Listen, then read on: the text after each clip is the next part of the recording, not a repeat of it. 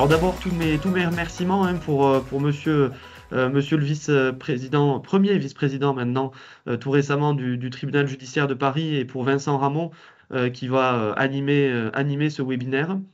Alors l'année 2025 pour l'ANM, elle est très riche, hein.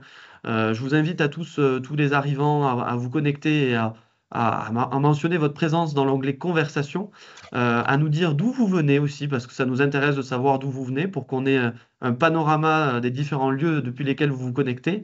Je vais très rapidement rappeler les règles hein, de ce webinaire. Alors comme d'habitude, hein, la plupart d'entre vous, vous êtes habitués, mais je les rappelle quand même, nous aurons 40 minutes pendant lesquelles Monsieur Vert et Vincent vont échanger. Donc Vincent va questionner Monsieur Vert sur la thématique pardon, du webinaire, donc qui est la médiation en référé, bilan après 7 ans d'expérience. Et à la suite de ces 40 minutes d'échange, eh bien Vincent reprendra vos questions au sein de l'onglet Conversation. Et donc, vous pourrez poser directement vos questions à Monsieur Vert et il y répondra avec plaisir pendant les 20 minutes restantes. Et je me permettrai ensuite de clôturer le webinaire à 13h30, même si ça sera probablement trop court pour beaucoup d'entre vous, mais c'est la règle du jeu. Alors, avant de commencer, je vais quand même présenter Vincent. Vincent Ramon, que vous connaissez, je pense, pour la plupart, si vous êtes à l'ANM, puisqu'il est à l'ANM depuis maintenant de très nombreuses années. Alors, Vincent, il est médiateur avant et avant tout, médiateur à temps plein. Donc, il n'a pas d'activité à côté, il est vraiment médiateur à temps plein. Ça fait partie des rares personnes qui font et qui vivent de la médiation à temps plein. Il est aussi membre du conseil d'administration du groupement pardon, européen des magistrats pour la médiation, qu'on appelle communément GEM, mais GEM donc section France. Et enfin, et surtout, j'ai envie de dire qu'il est membre du conseil d'administration de l'Association nationale des médiateurs, et c'est un plaisir de travailler avec lui à divers titres dans la commission formation, à plein d'endroits. Donc il est un élément pivot de l'ANM et je le remercie à titre personnel pour son investissement et lui cède volontiers la parole pour qu'il puisse présenter Fabrice Vert. Alors Vincent, ton micro est coupé par contre. Merci Ce sera mieux si on Cédric. t'entend. Top, parfait, merci. Bonjour à toutes et tous et merci de vous être connectés si nombreux. Donc, je vais vous présenter, s'il est encore nécessaire, Fabrice Vert. Donc, Fabrice Vert est premier vice-président au tribunal judiciaire de Paris. Il est également vice-président de GEM France, membre du Conseil national de la médiation, ambassadeur de l'Amiable et chevalier de l'Ordre national du mérite. Merci beaucoup Fabrice d'avoir accepté ce webinaire. Donc, l'objectif de ce webinaire, c'est de dresser un bilan de vos 7 années au service des référés. Donc, vous avez commencé à Créteil, au référé de Créteil, puis vous êtes passé au référé de Paris. Vous avez depuis peu changé pour aller vers le pôle des obligations. On souhaitait dresser un petit bilan de ces 7 années d'expérience au service des référés, notamment comment la médiation s'inscrit au sein des référés. Est-ce que c'est une pratique qui marche? Est-ce qu'on peut faire des médiations en référé?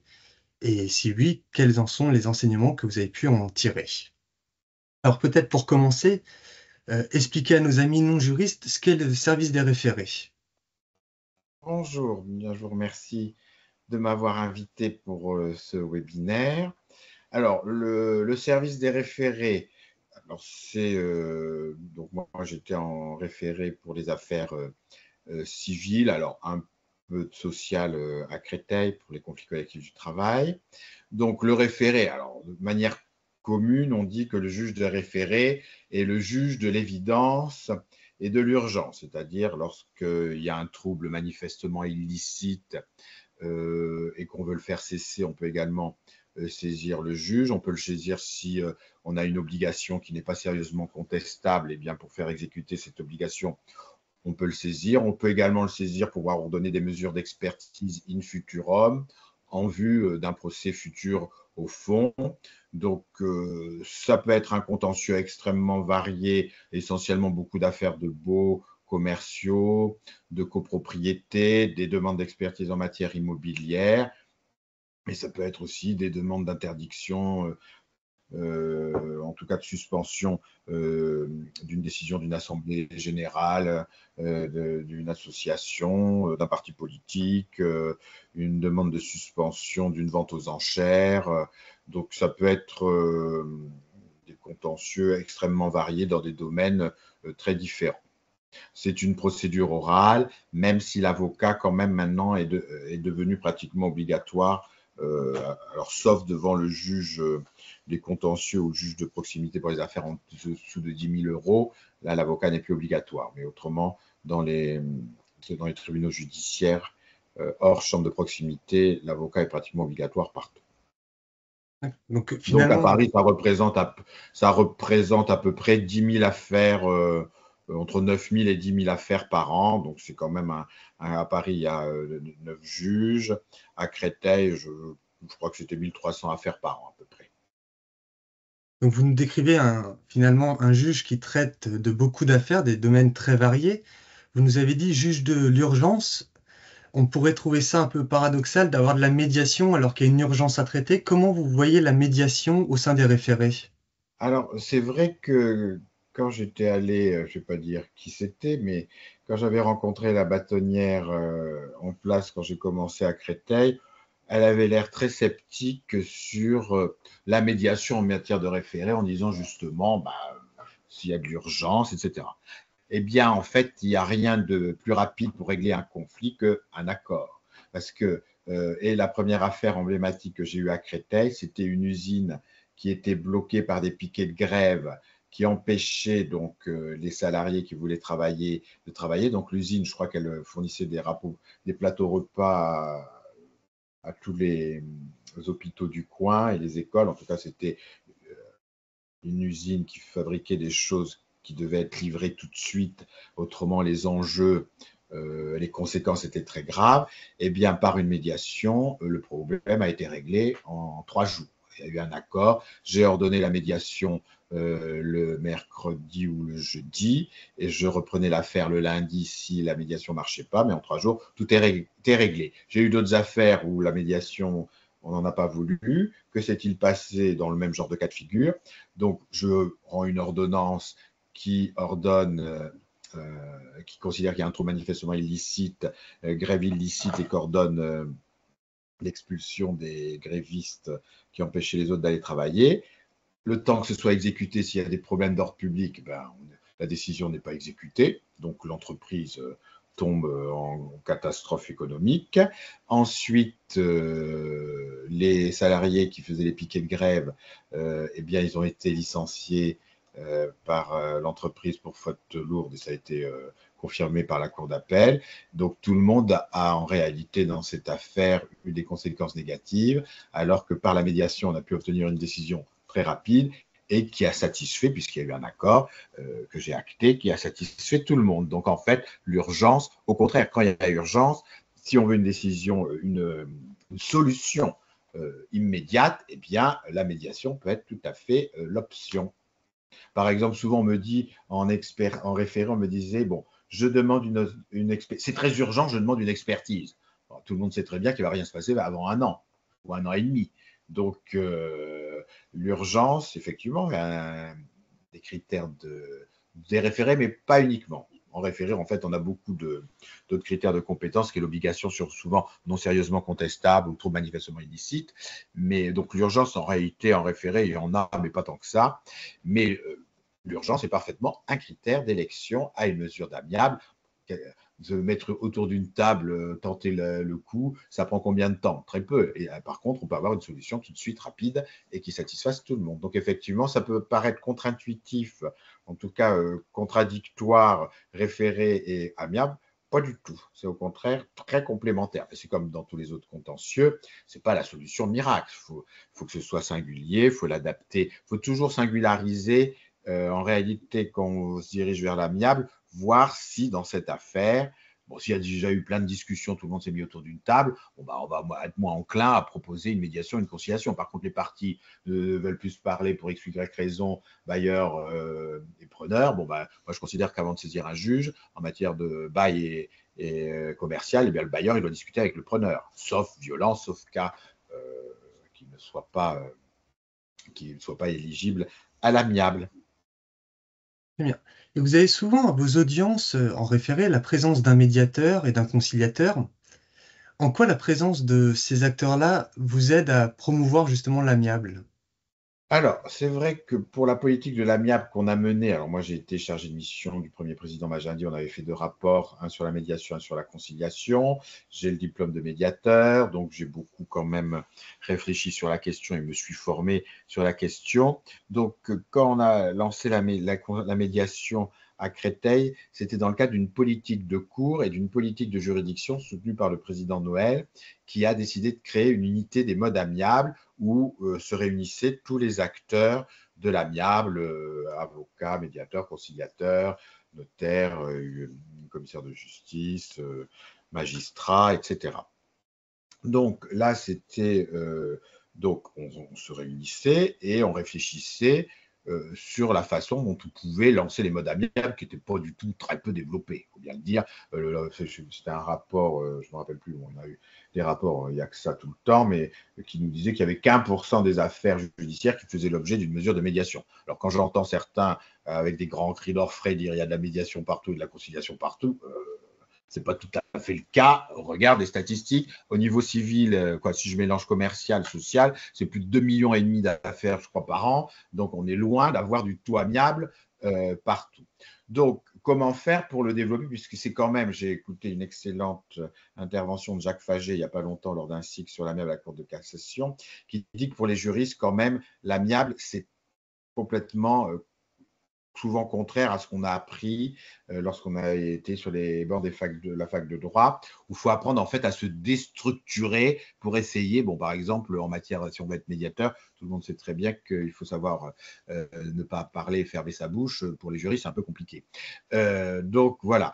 Et alors, comment faire pour essayer de développer l'amiable alors que c'est quand même pas du tout dans nos traditions judiciaires. D'ailleurs, que le président Noël, quand il a lancé cette politique de juridiction, récemment, lors d'un discours, il a dit que c'était une révolution, une tectonique des plaques procédurales, pour bien montrer que ça allait à l'encontre de tout ce qu'on nous apprend en tant que juriste lorsqu'on est sur les bancs de la fac de droit. Donc, comment faire pour inciter aussi bien les juges, parce qu'il y a des juges qui étaient souvent le sentiment de dépossession, où c'est moi qui connais la meilleure solution, c'est moi qui vais faire le bonheur des autres. Donc beaucoup de juges ont eu beaucoup de mal à considérer que l'office conciliatoire faisait partie de sa mission, alors que depuis 1975, c'est quand même un principe directeur du procès. Et beaucoup d'avocats aussi ont eu du mal parce qu'il faut changer carrément de paradigme et de posture. Quand on ne l'a pas appris, c'est très compliqué de se mettre à une posture d'égalité, à être sur les intérêts et les besoins et non pas sur les positions juridiques, j'ai tort, j'ai raison. Donc, du coup, et puis il y a un problème de confiance. Beaucoup d'avocats, de juges n'ont pas confiance dans les médiateurs qui ne connaissent pas quelles sont leurs formations, d'où ils sortent, etc. Donc, organiser des permanences de médiateurs et de conciliateurs, c'est parce que c'est les deux. Le critère essentiel de sélection entre les deux, c'est évidemment le coût et les facultés contributives des parties. Donc, l'idée, c'était de faire connaître par les juges et puis par les avocats ou les parties à l'époque. L'avocat n'était pas obligatoire, donc j'ordonnais souvent la comparution personnelle des parties pour qu'ils rencontrent le médiateur qui, à l'audience, pouvait les informer sur ce que c'était la médiation et les intérêts de la médiation. Et par rapport à leur affaire, savoir s'ils avaient intérêt à se mettre autour d'une table avec un tiers, parce qu'ils avaient du mal à se reparler, pour essayer de trouver un accord. Donc l'idée de faire des permanences de médiateurs et de conciliateurs, alors à Créteil, j'ordonnais souvent la comparution personnelle des parties, donc l'information se faisait à l'audience pendant que j'examinais une autre affaire, et ça permettait aux avocats également de voir les médiateurs conciliateurs à l'audience. Et je pense quand même que le grand intérêt des modes amiables, c'est de remettre un peu d'humain dans une machine qui parfois devient infernale, le WinCI, etc., RPVA, etc., où on ne voit plus personne, où on est bunkérisé dans des bureaux. Donc, voir un petit peu le contact humain, parfois, ça permet de résoudre des problèmes, le fait de se parler. Je pense au juge Avi Schnelek, belge, qui, quand il était juge de proximité, il avait ce qu'il appelait sa petite boîte à surprise à côté de sa salle d'audience. Quand les gens venaient en personne, il leur disait avant de les juger, allez discuter tous les deux à côté. Il disait le nombre d'accords qu'il avait, rien que par le fait que les parties se reparlent. Donc voilà, donc l'idée c'était de faire un peu la promotion des modes amiables par la présence des médiateurs et des conciliateurs. En plus, bon, bah, il n'y avait pas de perte de temps puisque bon, l'information a été donnée pendant l'audience. Donc, si ça ne marchait pas, eh ben, il revenait et puis on prenait l'affaire. Donc, ça, c'est ce que j'ai fait à Créteil. Alors, à Paris, vu que la machine est quand même beaucoup plus lourde, l'organisation était un peu différente. D'abord, il fallait convaincre les collègues de l'intérêt. Alors, au tout début, c'était pas si évident que ça. Mais en fait, après, les collègues ont trouvé quand même que la médiation et la conciliation, eh bien, ça pouvait apporter des solutions adaptées et efficaces dans certaines affaires. Donc, en réalité, maintenant, tout le monde est… Dans les juges, ça a beaucoup évolué. À Paris, tous les juges des référés ont actuellement une permanence de médiateurs à leur audience de droit commun et des conciliateurs aussi. Donc voilà, cette permanence, c'est aussi pour faire en sorte que le juge puisse connaître un peu les problématiques, s'il ne connaît pas du tout le monde de la médiation ou de la conciliation, de savoir de quoi il s'agit. Donc c'était un peu ça l'idée des permanences. Alors c'est vrai que maintenant, moi je suis maintenant en procédure écrite, donc la permanence à l'audience, bon là ça n'a rien à voir. Il faut faire autrement, mais au référé, je trouve très utile d'avoir des médiateurs et des conciliateurs présents à l'audience, même si souvent, à Paris, on n'ordonne pas la comparution personnelle des parties, on utilise plutôt l'injonction de rencontrer un médiateur et l'invitation de rencontrer un conciliateur pendant la période de renvoi, puisqu'il y a très souvent, c'est très rare que les affaires soient jugées de suite, il y a souvent une demande de renvoi. Donc l'idée, c'est de dire, bon, dans cette affaire, discutons un peu pour savoir de quoi il s'agit. Ça mérite peut-être quand même une réunion d'information à la médiation. Donc, il y a le médiateur qui est présent, vous prenez tout de suite rendez-vous avec. Ça crée déjà un lien. Ça permet au médiateur aussi de voir aux audiences un petit peu les problématiques dans des autres affaires qui peuvent les aider à comprendre un petit peu aussi les contentieux qu'on traite, comprendre également les avocats, parce que souvent, il y a eu à une époque, si la médiation ne s'est pas tellement développée à une époque, c'est parce qu'il y avait une espèce de guéguerre qui était complètement stérile entre médiateurs et avocats. Donc, quand on ne se connaît pas et qu'on ne se côtoie pas, c'est sûr qu'il y a souvent des incompréhensions. Donc, je trouve que cette permanence de médiateur et de conciliateur en référé est très efficace. Alors, est-ce qu'on pourrait l'organiser comme ça se faisait aux chambres sociales, je ne sais plus si ça se fait aux chambres sociales, mais en tout cas, avant l'audience dans les procédures écrites? Pourquoi pas? Mais bon, après, il y a une question de flux très important des affaires. Donc, il faut trouver des systèmes aussi qui soient, comment dire, pas trop chronophages en temps pour les juges et les greffiers, parce qu'on est quand même en sous-effectif très important. Et vous nous avez dit, donc, vous choisissez conciliateur ou médiateur en fonction des moyens des parties. Donc, si les parties ont peu de moyens, vous allez privilégier le conciliateur qui est gratuit. Si au contraire, les parties ont les moyens de s'offrir les services d'un médiateur, vous allez les orienter via l'injonction de rencontrer le médiateur. Mais aujourd'hui, vous avez une nouvelle corde à votre arc, qui est l'ARA. Quel type de dossier sélectionnez-vous pour l'ARA et pourquoi pas plus une médiation dans ce dossier-là ou une conciliation? Alors d'abord, moi, je demande toujours aux parties ce qu'ils préfèrent. Est-ce qu'ils préfèrent aller voir un conciliateur ou voir un médiateur?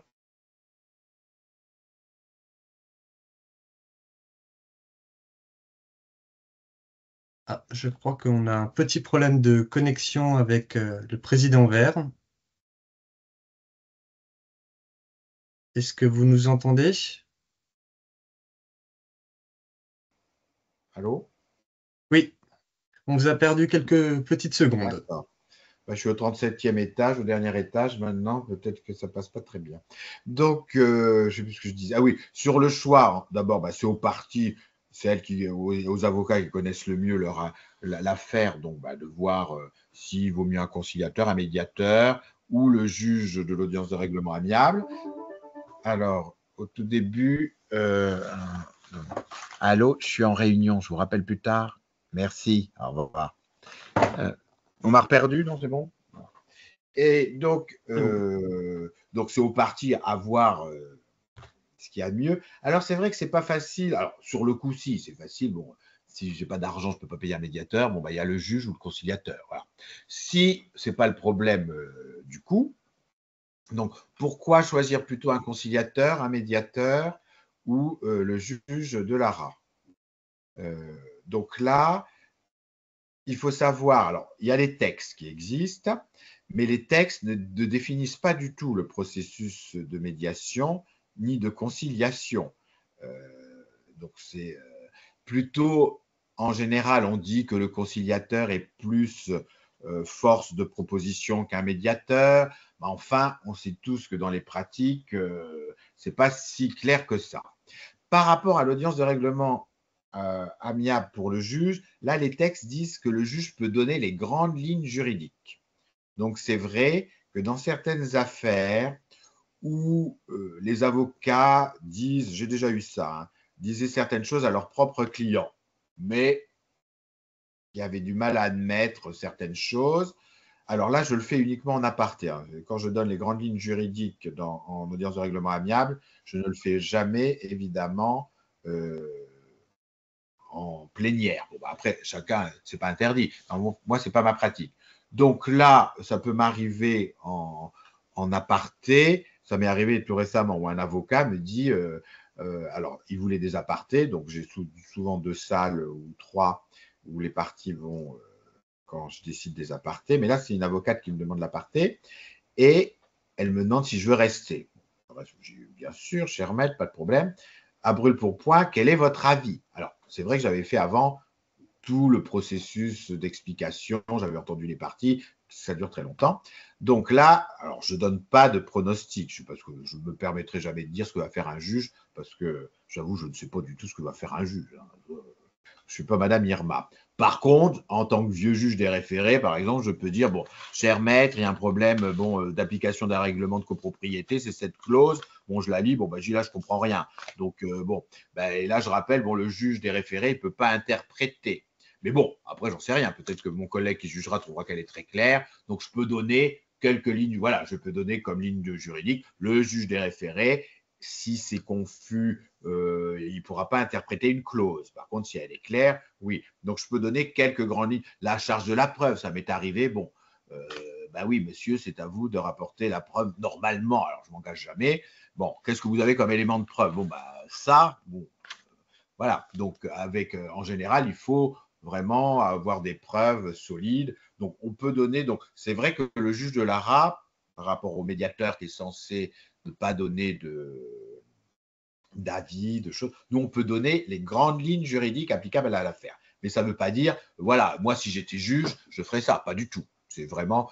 Mais bon, ça, c'est si ça m'est d'ailleurs demandé. Bon, voilà. Donc, le fait que ce soit un juge, la différence quand même, bon, le fait que ce soit un juge à la place d'un médiateur, même si le juge fait la technique de médiation, entre guillemets, c'est-à-dire qu'il n'a aucun pouvoir, il écoute, il aide les parties à se reparler entre elles, il est le gardien d'un cadre, mais il n'a pas de pouvoir. Mais néanmoins, le fait que ce soit un juge, bon, il a l'impérium lié à sa fonction. Donc peut-être que dans certains contentieux, par rapport surtout à certains clients, ça peut être considéré peut-être plus efficace. Mais à mon avis, d'ailleurs, maintenant, je mélange tout. C'est-à-dire que il y a beaucoup de gens qui voulaient assister à mes audiences d'ARA, donc j'accepte beaucoup de stagiaires. Et la dernière fois, j'ai eu un conciliateur. Alors, j'avais réussi à avoir un accord de principe, mais l'affaire était très compliquée. Il fallait aller sur place, des devis, etc. Moi, je n'avais pas le temps, malheureusement, de faire tout ça. Donc, je dis, il faudrait peut-être un conciliateur pour vous. Alors, les parties disent, bah non, quand la confiance est instaurée, on vous veut, vous. Mais et puis il ne connaîtra rien. Mais vu que mon conciliateur était là, si, il est assisté, donc je l'ai désigné. Mais néanmoins, je les revois quand même moi aussi. Mais c'est lui qui va faire un petit peu la. Donc je pense d'ailleurs qu'on pourrait faire pareil. J'en parlais avec un collègue qui me dit pourquoi on ne ferait pas des ARA. Alors, dans certains cas, avec un médiateur pour éventuellement, quand certaines affaires sont très compliquées, on sait très bien que ça ne peut pas se régler en 2-3 mouvements. Donc, je pense que tous les modes amiables aussi peuvent se compléter. Faut rester souple. Ce matin, j'étais à une réunion sur le sujet où il ne faut pas trop rigidifier tout. Alors, il faut des garanties déontologiques, qu'on sache ce que c'est que quand même comment le processus va se passer, mais il ne faut pas trop non plus tout rigidifier parce qu'il faut voir un petit peu de manière concrète. Il faut dire, comme le disait le doyen Carboni, et quand même le droit doit être dans la vie. Hein, Quand nous, on applique la règle de droit, elle sert à qui? Elle sert à des personnes, à des gens. Hein, donc, il ne faut pas être complètement déconnecté. Donc, voilà, un petit peu. Mais c'est vrai que c'est un peu compliqué à savoir pourquoi tel mode serait meilleur que l'autre. Ça, c'est à voir selon les expériences. Alors, c'est vrai que c'est très compliqué à déterminer parce que moi-même, ça m'arrive d'avoir eu des audiences de règlement amiable où je pensais que ça ne marcherait jamais, où j'y croyais vraiment pas du tout. Bon, par contre, j'applique le processus et où j'ai eu un accord final sur le tout, ou d'autres affaires où je pensais que, franchement, l'accord pourrait être là, et puis il ne se fait pas, ou il se fait plus lentement. Donc, c'est assez compliqué à déterminer les choix entre tous ces modes amiables. Mais il faut essayer de le faire. Mais je pense qu'il faudrait une vraie évaluation. C'est le problème en France, c'est qu'on n'évalue pas assez. Et surtout sur l'amiable, on n'a aucun outil statistique ou très peu. Il faudrait, à mon avis, c'est après faire des études sociologiques sur les premières ARA, sur les médiations, conciliations, interroger les gens, etc., voir ce qui a pu paraître plus attrayant dans tel cas par rapport à d'autres et pouvoir déterminer effectivement de manière plus fine quels seraient les critères pour sélectionner de manière plus fiable entre l'ARA, la conciliation, la médiation.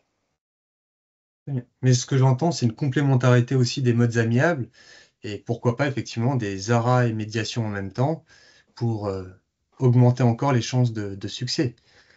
Vous étiez aussi au service des référés, un des rares magistrats, à ma connaissance, à proposer des permanences de médiation pour les référés expertise. Et j'ai trouvé l'idée très intéressante et je voulais avoir un peu votre retour sur justement ce binôme expertise et médiation qui parfois peut donner des succès assez intéressants. Oui, alors c'est vrai que là, par exemple, sur la rapidité, j'ai eu par exemple une affaire, alors je ne sais plus si c'était un conciliateur ou un médiateur, mais enfin sur le principe, c'était la même chose. Une affaire, alors souvent j'avais des affaires en référé, il y a un bail commercial, la copropriété qui se plaint de bruit, beaucoup d'histoires de restaurants, de choses comme ça, où il y a une guéguerre avec le bailleur-preneur, la copro, etc. Mais souvent on a besoin d'une expertise, d'avis technique pour faire les travaux, pour isoler, ou des choses comme ça. Et j'ai eu une affaire, par exemple, il n'y a pas très longtemps, où on me demandait une expertise. Alors c'est vrai, au début, quand on venait me demander une expertise et que je proposais une médiation ou une conciliation, j'avais beaucoup d'incompréhension en face. On vient pour demander une expertise, on repart avec une injonction de rencontrer un médiateur. Si je le fais, c'est parce que j'aurais arrêté. Si ça ne marche pas, je ne suis pas maso. Donc, en fait, si je l'ai fait, c'est parce qu'il y a eu de très beaux résultats. Et il y a une affaire comme ça où l'affaire a été résolue en très peu de temps. Ça aurait été expertise, référé, fond, il y en avait peut-être pour 4 ans. Là, alors ça dure quand même un certain temps parce qu'il y a eu recours à un expert amiable ou à un technicien amiable, mais tout a été résolu. Donc, l'avis technique, les travaux, l'autorisation de l'AG, l'insonorisation du restaurant, puis il y avait plein d'autres choses à faire. Tout réglé en, je ne sais pas, 6 ou 8 mois. Alors que si j'avais ordonné une expertise, je vous dis plus référé, plus fond, on n'était pas sorti de l'auberge. Donc, ça peut être très efficace.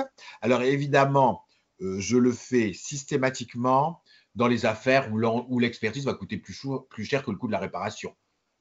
Je pense à une pauvre dame qui avait fait construire un caveau pour son mari. La porte ne s'ouvrait pas dans le bon sens. Bon, l'entreprise était prête à aller comment dire, faire les travaux de réparation. Bon, tout le monde était d'accord pour l'expertise au début, hein, c'est moi qui ai insisté. Bon, et puis voilà, donc tout a été réglé. Donc, quand le coût de l'expertise va être supérieur à l'enjeu et que le problème est souvent une absence de communication, donc ça, c'est systématique.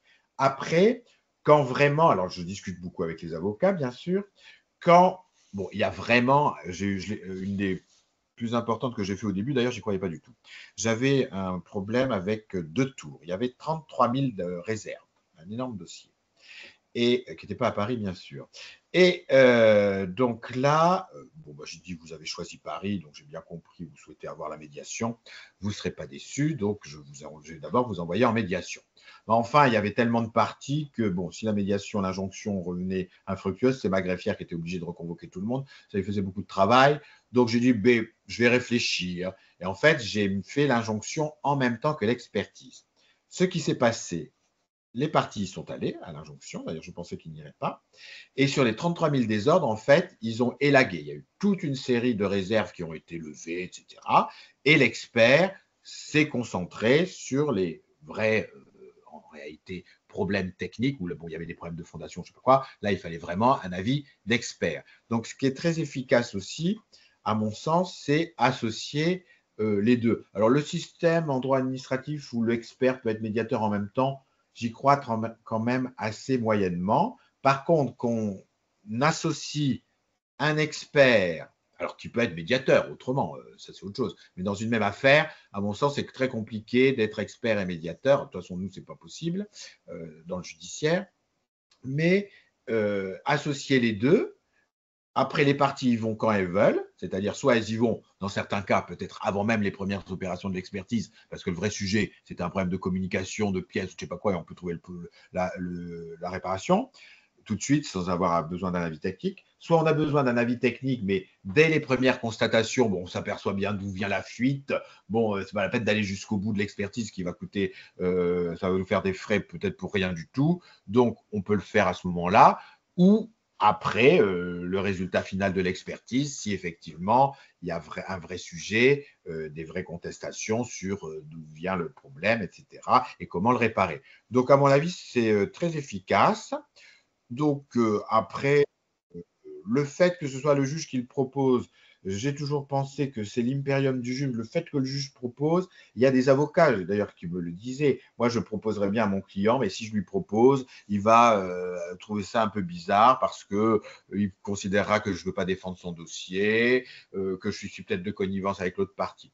Quand c'est le juge qui propose, ça permet à l'avocat d'être plus, comment dire, à l'aise avec certains clients en disant voilà, c'est le juge qui a proposé, donc il faut peut-être y aller, on essaye. Bon, ça marche ou ça marche pas. Hein. Le sujet de la médiation et de la conciliation, à mon avis, ça vaut toujours le coup d'essayer quand on est dans les critères parce que ça peut rapporter gros. Voilà. Alors justement, on a une question de Daniel Détraz. Dans le cadre d'une médiation avec une double désignation avec l'intervention de l'expert en premier lieu, lorsque la médiation s'effectue, que des points non définis initialement dans la mission de consultation de l'expert sont examinés en sus au plan technique, y a-t-il une fluidité possible entre les deux afin que l'expert puisse venir en médiation à un moment précis? Alors bon, ça, c'est effectivement l'expertise. Il y a la professeure Lasserre là, qui a fait un article très intéressant que je conseille à tout le monde de lire dans la semaine juridique sur le droit à l'expertise amiable. C'est vrai qu'au niveau des textes, bon, c'est pas très sécurisé, donc il faut faire attention. Il faut savoir que l'expertise, elle est contradictoire, alors que la médiation est censée être confidentielle.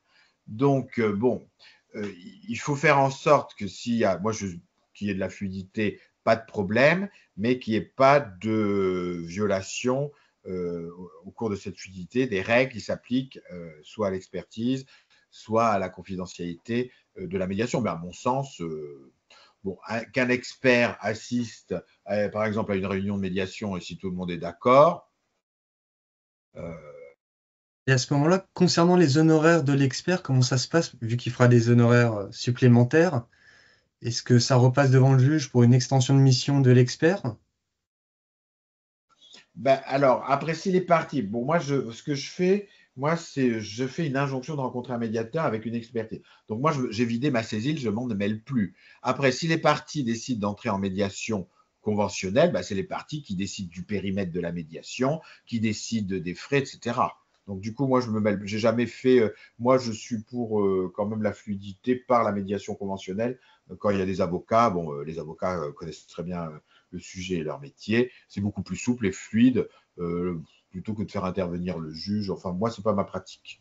Donc, ma pratique, moi, c'était plutôt injonction avec expertise ou injonction avant l'expertise, si je considère qu'on peut vraiment éviter l'expertise, qu'elle n'est pas franchement utile. Mais après, c'est plutôt aux parties à décider comment elles organisent, à quel stade elles font la médiation et si elles décident d'arrêter l'expertise, les parties, elles peuvent décider d'arrêter, sont libres de leur choix. Hein. Bon, alors s'il y a une expertise judiciaire, il faut voir avec le juge chargé du contrôle, etc. Mais c'est un sujet qui est à approfondir. Ça, c'est sûr que dans les progrès à effectuer, c'est surtout, il faut absolument développer l'expertise amiable. Au niveau juridique, il n'y a pas encore tous les outils.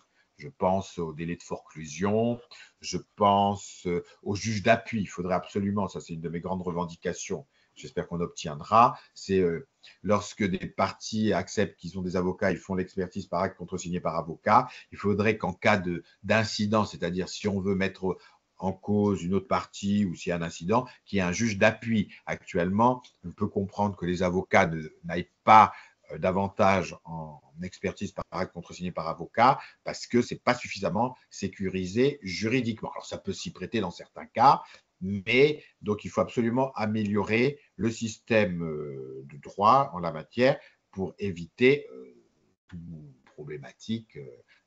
Donc les textes ne sont pas encore, mais de toute façon il y a plein de propositions qui sont faites par le Conseil national de la médiation, le rapport des ambassadeurs de l'amiable, pour justement travailler sur ces sujets qui sont très pratiques, mais qui sont fondamentaux. Le droit à la preuve actuellement, c'est… Alors j'étais ce matin à une réunion justement sur la confidentialité en matière de médiation. Sur le rapport, il y a un avis du Conseil d'État qui a été rendu il n'y a pas très longtemps, qui est un peu qui nous interroge, parce que c'était une expertise ordonnée au cours d'une médiation, et il dit elle n'est pas confidentielle.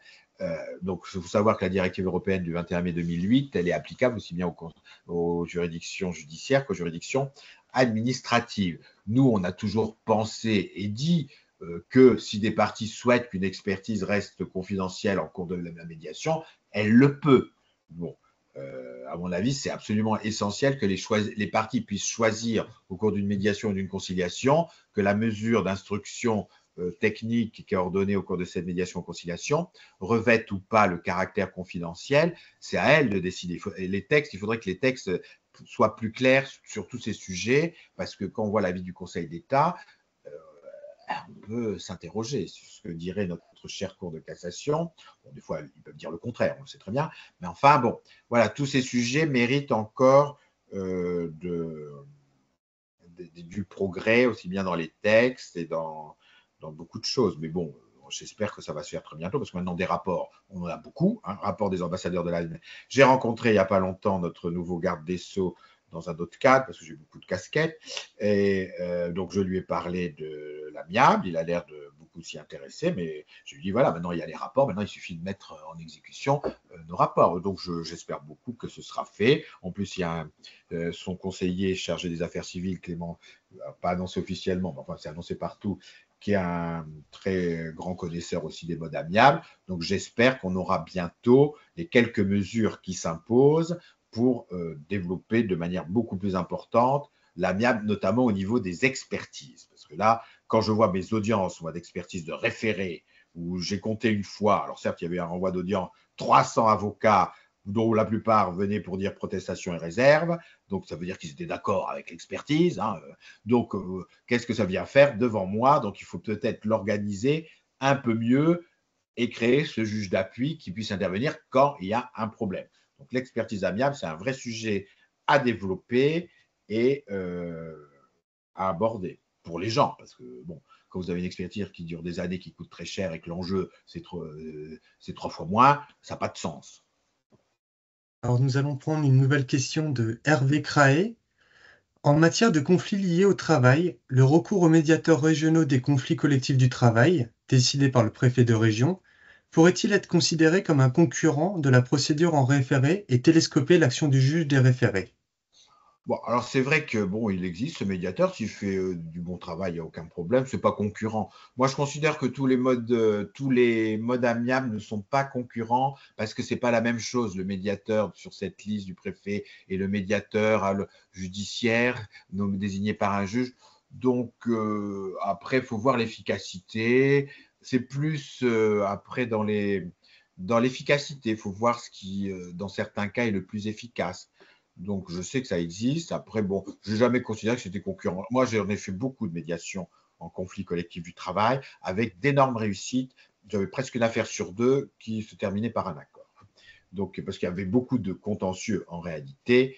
où le problème, c'était un problème de dialogue qui était rompu, évidemment, et où on pouvait bien trouver des solutions qui satisfassent les intérêts du patron et des syndicats, c'était souvent ça, et on pouvait trouver des solutions qui satisfassent tout le monde. Donc, le conflit collectif du travail, c'est vraiment un contentieux qui s'y prête. Alors, c'est comme toujours, après, c'est la qualité du médiateur. Bon, tous les médiateurs ne sont pas capables de traiter un conflit collectif du travail. Ça, après, c'est le choix du bon médiateur dans certains cas qui est compliqué. Alors, c'est vrai que eux, ils ont une liste dressée par le préfet, qui, j'espère, j'imagine que ce sont des gens qui sont compétents. Mais enfin bon, c'est vrai que moi, j'avais connaissance de cette liste, mais ce n'est pas tout à fait sur cette liste que je m'appuyais quand j'ordonnais des médiations en matière sociale. Alors justement, vous nous parlez du choix du bon médiateur. Qu'est-ce qu'un bon médiateur pour vous et comment vous faites pour le choisir? Alors, ça, c'est le vrai sujet, c'est quel médiateur choisir. Alors d'abord, je préfère quand les parties se mettent d'accord sur le nom d'un médiateur, parce que comme ça, le choix, il m'échappe et j'en suis en réalité ravi. Mais on ne l'a pas souvent. Alors, j'ai eu il n'y a pas longtemps, par exemple, une affaire d'ampleur, très grande dimension, ce qu'on appelle les contentieux à très haute intensité, juridique et enjeux, etc. Donc, dans ces cas-là,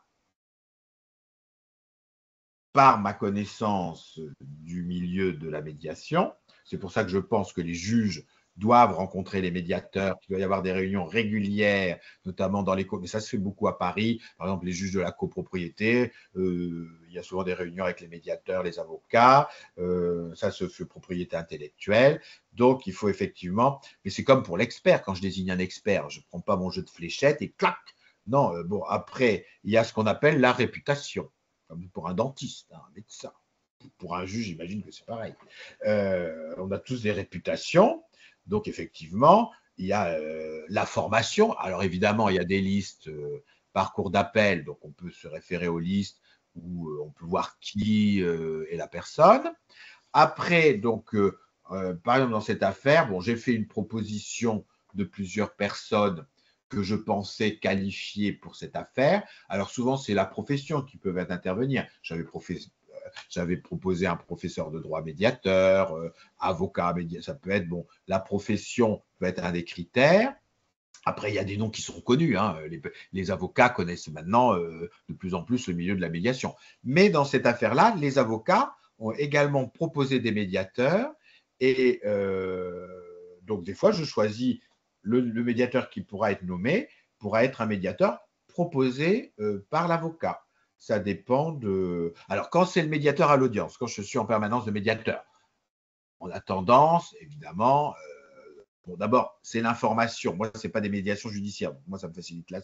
Il y en a très peu. Après l'injonction, en général, quand les gens sont contents, décident d'aller en médiation, ils choisissent pour la plupart du temps le médiateur qui a assuré la permanence. Mais ce n'est pas du tout obligatoire. Ça m'est déjà arrivé de voir un autre médiateur qui a été choisi pour X ou Y raison, ou passer à la conciliation parce qu'il ne voulait pas payer le médiateur. Voilà, donc c'est possible.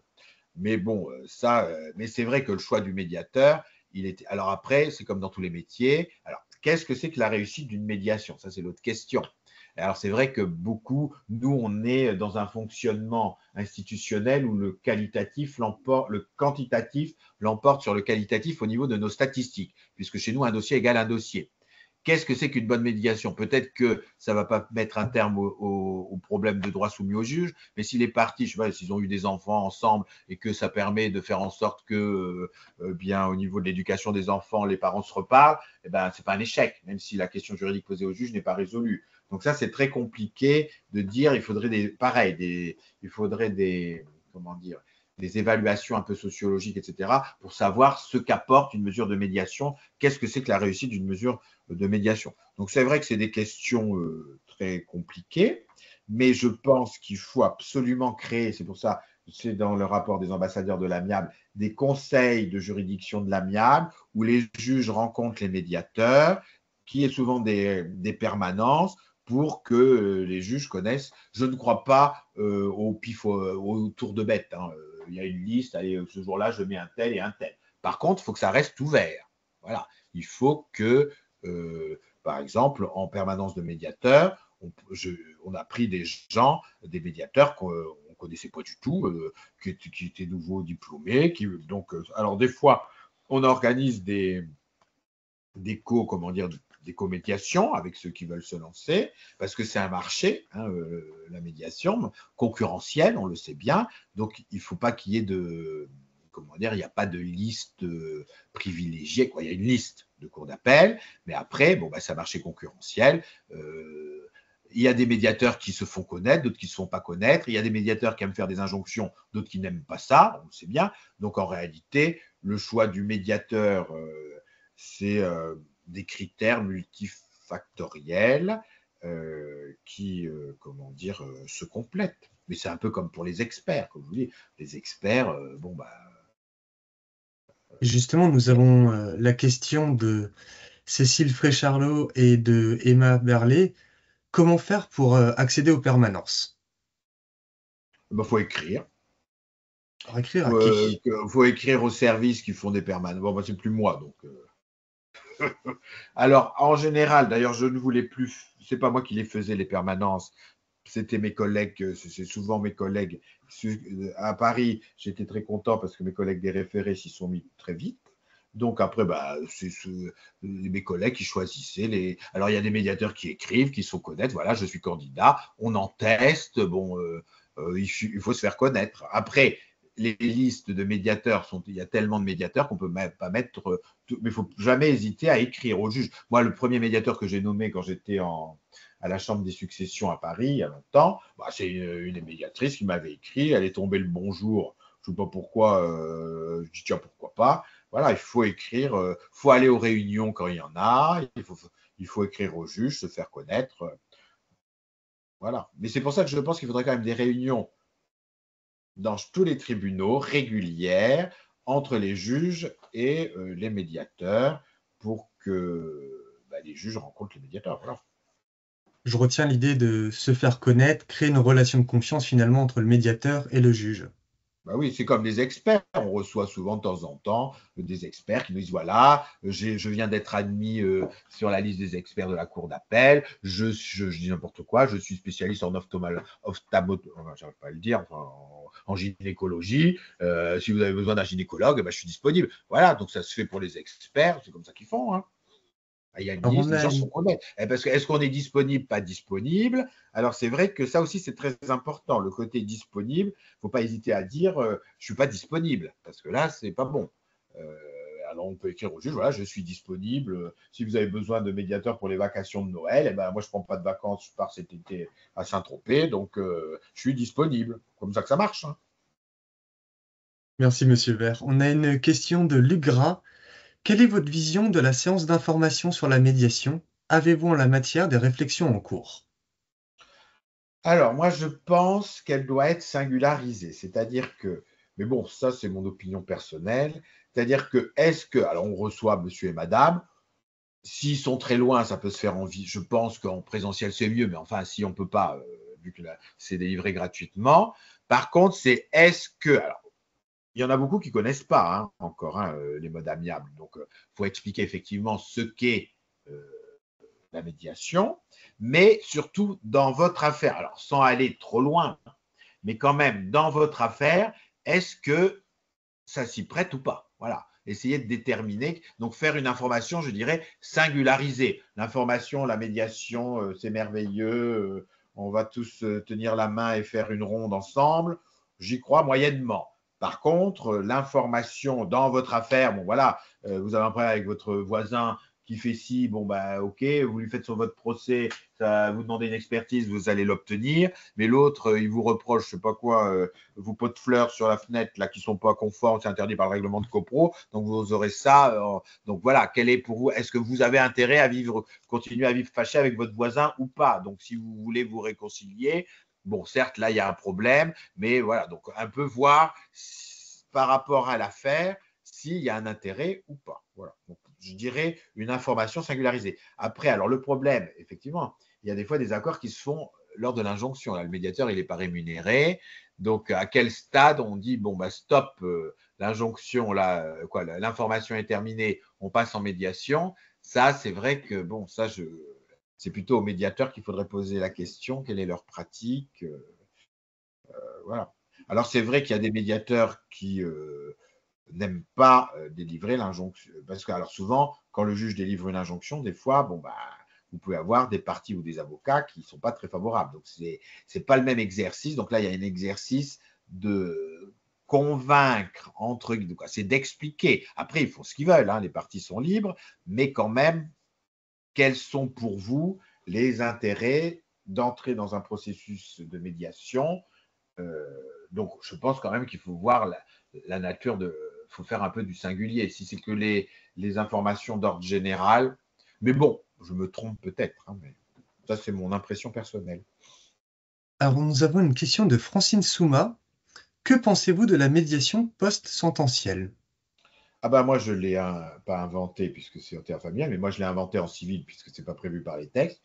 Par exemple, en référé, j'ai un problème, alors, sauf si je l'ai fait avant, c'est vrai que la plupart du temps, j'ai n'importe quoi, il y a un problème de copropriété, il y a madame qui installe son lit dans la cour parce qu'elle en a marre, il fait trop chaud, elle ne veut plus dormir chez elle, quoi, je dis n'importe quoi. Bon, ah oui, mais alors le règlement de copropriété, il est trop compliqué, c'est le juge du fond qui devra trancher. Donc, je dis, disons, n'y avoir lieu à référer. Bon, ben, je ne vais pas régler le problème. J'ai simplement dit que je ne pouvais pas, moi, en tant que juge des référés, régler le problème.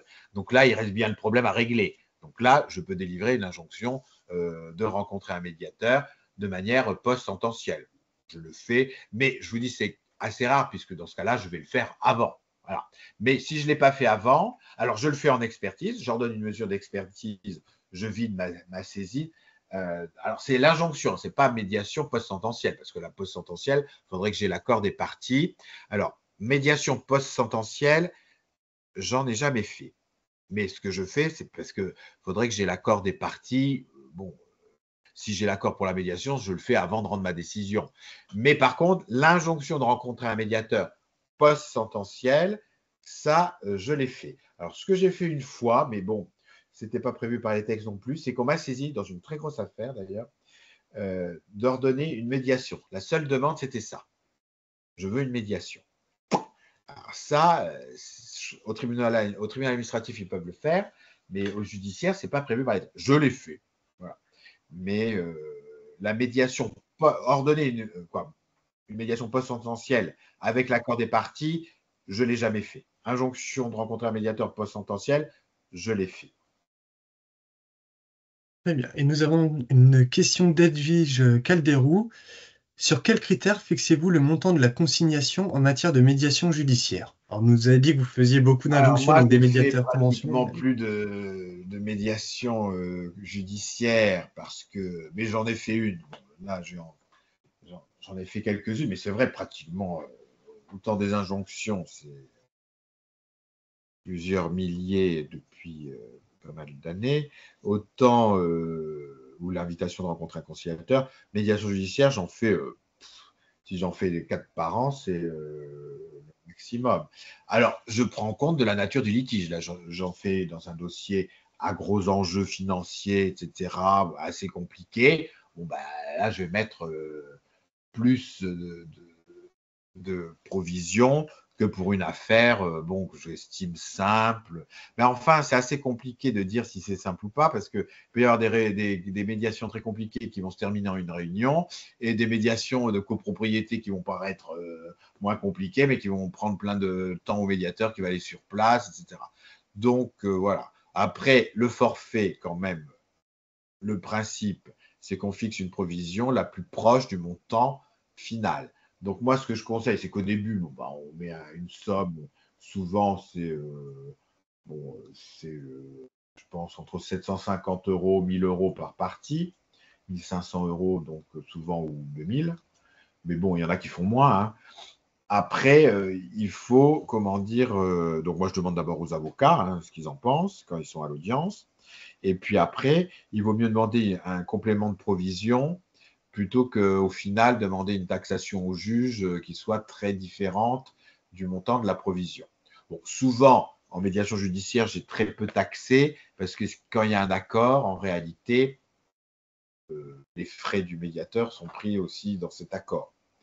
Voilà. Mais bon, la provision, normalement, le principe, c'est le plus proche du montant final du coût de la médiation, mais qui est quand même assez compliqué. Alors évidemment, si vous avez 15 parties, voilà, les critères à prendre en compte, c'est la complexité. Si on sent qu'il y aura plein de réunions parce que ça va être compliqué à trouver un accord, c'est une affaire. Bon, j'en ai eu quelques-unes comme ça. Hein. Donc là, on peut effectivement mettre une provision plus importante que pour une affaire qu'on considère moins compliquée, mais c'est vraiment du ressenti. Et nous allons prendre la dernière question, ce sera la question de Natacha. Que se passe-t-il au niveau de la suite de la procédure si les parties, suite à une information enjointe par le juge, décident de partir en médiation conventionnelle? Que devient leur dossier au niveau du juge? Alors, moi, dans ces cas-là, je renvoie. C'est comme si des... Alors, ça, c'est selon les juges. Alors, comme je vous dis, on a un outil statistique qui ne valorise pas du tout l'amiable. Il faudra absolument un outil statistique qui valorise l'amiable. Au contraire, donc moi j'avais des référés qui duraient plus d'un an. On disait mais qu'est-ce qu'il fait le juge vert, il ne rend pas ses référés. Ben non, c'est parce que j'avais effectivement des injonctions en médiation conventionnelle. Par exemple, si c'est en matière de copropriété, il faut attendre l'Assemblée générale. Je ne vais pas radier, je ne vais pas dire faites un retrait du rôle. Donc c'est vrai que l'affaire, ce qui me permet comme ça de voir que mes médiations marchent, parce que souvent parce que j'en ai entendu des critiques, un peu moins maintenant, c'est quand même plus admis. Mais enfin à une époque c'était oui mais de toute façon ça marche jamais. Eh ben si. Parce que comme ça m'a permettait de voir que l'Assemblée générale avait bien voté l'accord qui avait été, etc. Par contre, donc voilà, donc moi je renvoie, mais donc je suis quand même l'affaire. Il n'y a pas de retrait du rôle, de toute façon le retrait du rôle, je ne peux pas l'imposer.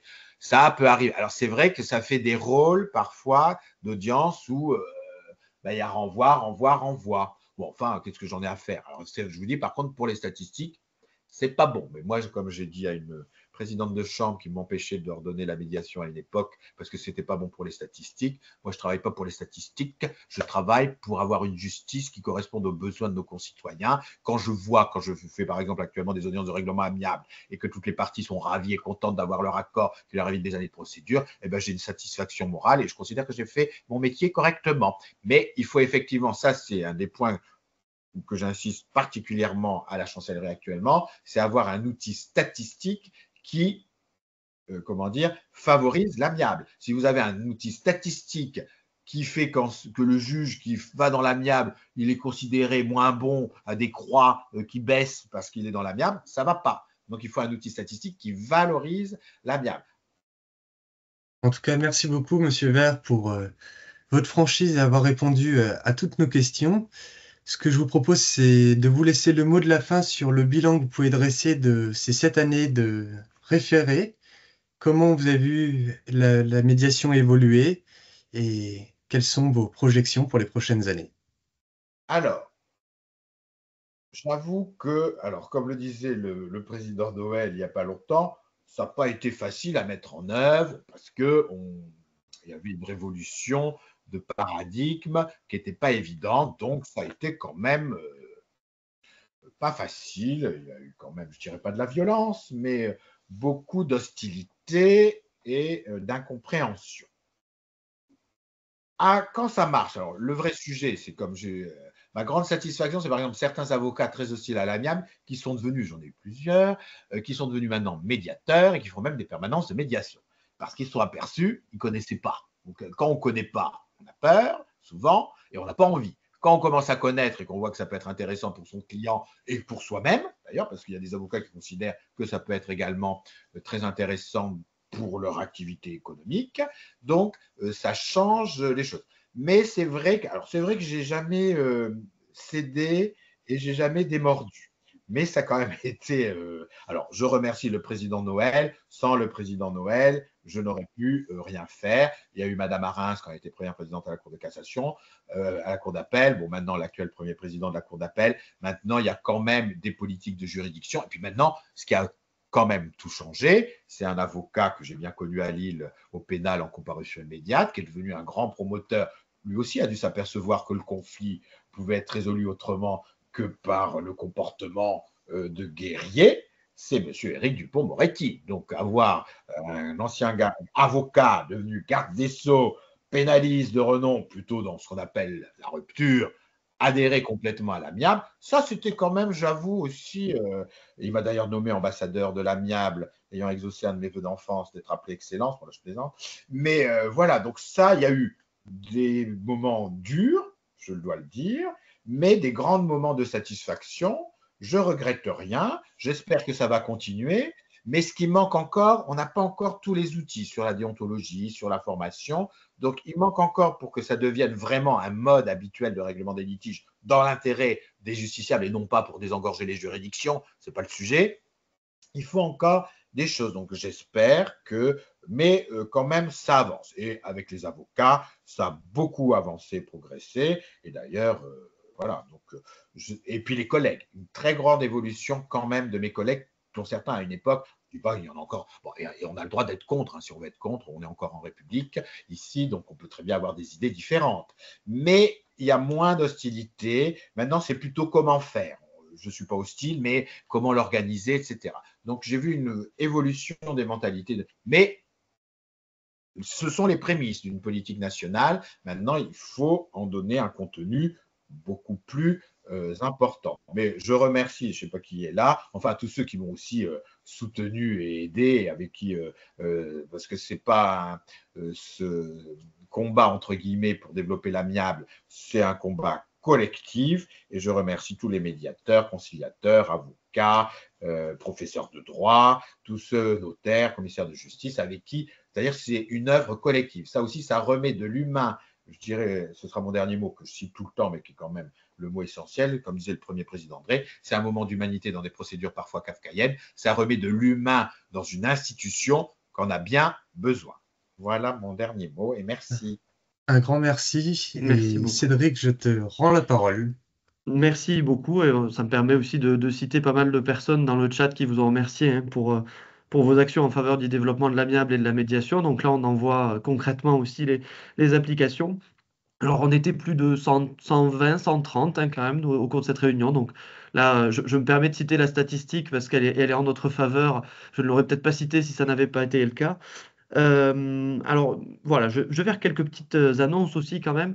Alors le prochain webinaire, il sera le 25 février de 12h30 à 13h30, hein, comme d'habitude, avec Madame Héloïse Veil et Monsieur Fabrice, mais cette fois François, et non pas Vert, qui sont, voilà, qui sont les représentants des notaires hein, au sein du Conseil national de la médiation, et qui nous parleront donc du sujet le médiateur, le notaire et le notaire médiateur de fait, point d'interrogation, et ça nous permettra un peu de voir les rapports entre les notaires et les médiateurs et les notaires / médiateurs.